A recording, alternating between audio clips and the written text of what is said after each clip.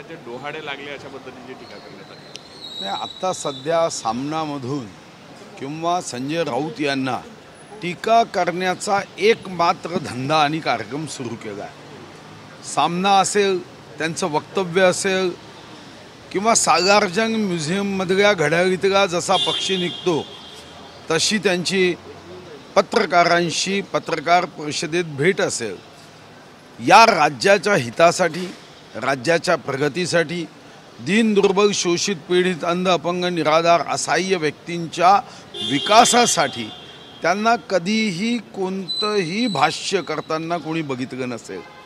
आणि म्हणून कधी अशा पद्धतीने उद्धवजींना, शरद पवार साहेबांना अमितभाई संपवणार आहे अशा कपोकल्पित कथा करून आपल्याकडे मतदारांची सहानुभूती घेऊन सत्तेत जाण्याचा हा त्यांचा एक असफल प्रयत्न आहे।